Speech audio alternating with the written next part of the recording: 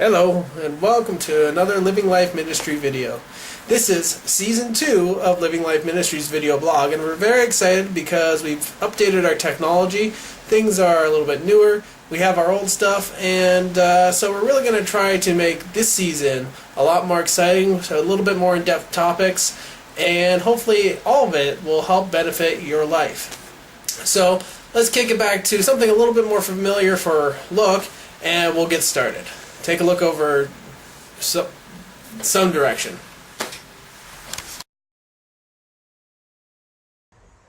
Now, as you can see, this is a little bit more familiar to our previous videos in the Living Life Ministry kind of video history.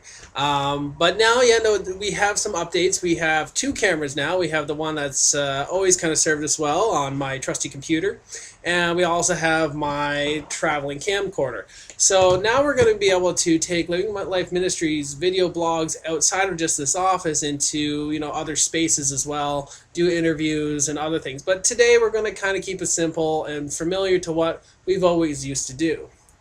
But just because we're going to keep it simple doesn't mean we're not going to have a great video. And to start off this video, we're going to look at passage Luke 14, verses 1 and 7 to 14. Take a look. One Sabbath, when Jesus went to eat in the house of a prominent Pharisee, he was being carefully watched. When he noticed how the guests picked the places of honor at the table, he told them this parable. When someone invites you to a wedding feast, do not take the place of honor, for a person more distinguished than you may have been invited.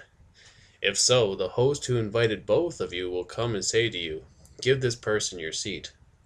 Then, humiliated, you will have to take the least important place.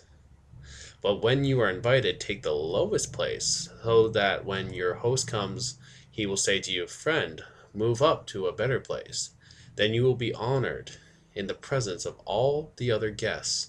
For all those who exalt themselves will be humbled, and all those who humble themselves will be exalted. Then Jesus said to his host, "When you give a luncheon or a dinner, do not invite your friends, your brothers or sisters, your relatives, or your rich neighbors. If you do, they may invite you back, and so you will be repaid. But when you give a banquet, invite the poor, the crippled, the lame, the blind, and you will be blessed.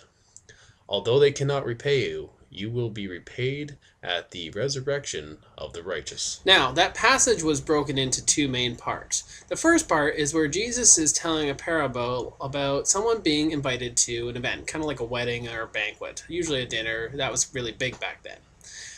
But the issue is that the person who is being invited has basically two options. He can assume that he is a distinguished guest of this event and go sit in the seats of the distinguished guests, or he can assume that he is more common, just a regular person at the event, not distinguished, and sit where everybody else is sitting.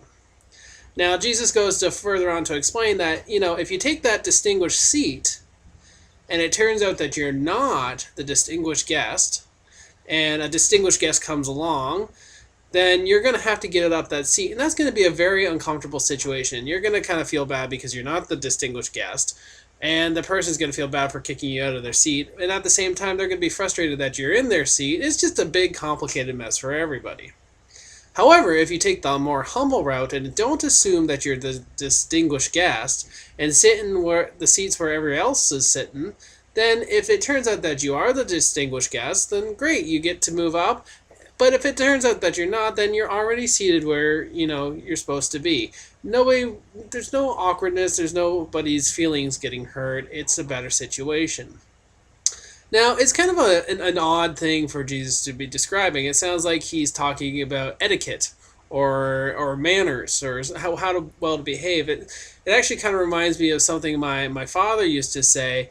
It is better to be thought a fool than open your mouth and remove all doubt. Now, that saying is trying to teach people how to behave, how to maintain in society, You don't say stupid things, basically. And Jesus is basically saying in this first part is don't assume that you're all high and mighty. Don't assume anything. Like that can just cause problems. But there's more to it than that. Jesus isn't just, giving some good advice about etiquette in a dining situation. No, he's saying a lot more. Like most of Jesus' parables, there are more layers to this, and in this one, he's repeating a theme that often comes up in the parables of Jesus. What he's talking about is this reversal that happens, an uplifting of the weak, the poor, the regular, the uncommon, and this bringing down of the mighty, the powerful, the rich. There is this reversal in the Bible that happens, that Jesus calls for us and God calls for us. And one of the main issues that Living Life Ministries and myself personally push for is raising up of the poor, the homeless, and the socially outcasted. This theme of humbling oneself and honoring the needy is a key theme that will and should be practiced more in your life. Now, Jesus continues to affirm this need to practice humility and to honor, the poor, the meek, and really the outcasts in society. I like that term the best. In the second part of this scripture, Jesus basically says if you're going to feed people, do not invite people who can feed themselves, because it begins a process of reciprocity. Instead, feed those who cannot feed themselves. To feed those who cannot pay you back is the righteous thing to do. The fact is that we as people are more willing to give if we know we are going to receive back. I think the Christmas holidays are the best example of this. We usually will only give gifts if we know we're going to get something back in return. We will say, I don't really need anything back, but, really in our hearts, we're kind of like, oh, they didn't get me something. We're going to feel bad if we don't get something. We're going to feel disappointed. But, we really need to break that habit, and I think that's what Jesus is, calling us to do. He wants us to give without the desire for some sort of reciprocity to take place. We shouldn't be giving hoping to receive something in return. We need to be able to give willingly. Not only, just give willingly to anybody, but give willingly to those we know who can never pay us back, like the poor and the physically and mentally disabled or the homeless. Give completely and honestly with all your love, all your soul, and including your money and what you have, material, food, your time. Give all of that. Between now, and it's September right now, and 2014, we have many holidays coming up. We have Canadian Thanksgiving, Halloween, American Thanksgiving, Christmas, and New Year's. And all of those are great opportunities to practice this. Each of those holidays involve lots of food, family, fun. It's really times of abundance and wealth. That's what those holidays have turned into. So let's change that. Let's take those holidays and use them as opportunities to give without the hope for reciprocity. Now, I'm not saying don't exchange gifts with your family and friends. That's great fun. It brings people together. But really consider about how much money you're pouring in to give gifts to people who already have things, and how little money, if any, you're using to give to people who have nothing. There are a lot of people out there who really need that help and support. So I think in this passage we see two parts. We say, do not assume you're above everybody else. Don't assume you're grand. If people want to honor you, that's great, but don't assume that. And also, if you're going to be, throwing a party, doing anything great, or spending material, then spend it on people who have no material, who have no money. Bring yourself down to their level and share with them.